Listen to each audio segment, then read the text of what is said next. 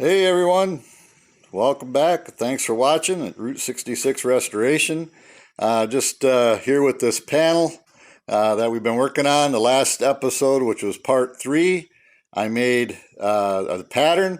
We're on to part 4 now, where we're making the panel that goes here. So here's the panel. Now, off camera, I had to, because it's just too hard to film and do for me.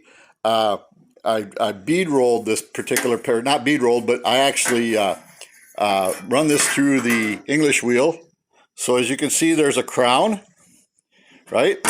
And then I run it through the bead roller and started tipping this edge over. So I had to, in here you may be able to see some of the marks, but I had to run it through the shrinker. So this panel is way oversized. It's actually, quite a bit oversized. So, but this arc, before I bead rolled or anything, actually matched the Fender pretty well. It might have flattened a hair bit, but I'm just going to try to manipulate it with my hands as I go. I got to cut this thing down now, and then we'll bend everything where it has to be. But I also have to take the nasty job of trimming this away, and then I'll clean that inside there and prep it, and I'll show you that once I'm done with it. Clean and rust, no big mystery. Wire wheels, I'm using extend rust treatment on these, and then clean them with some I think it's rust.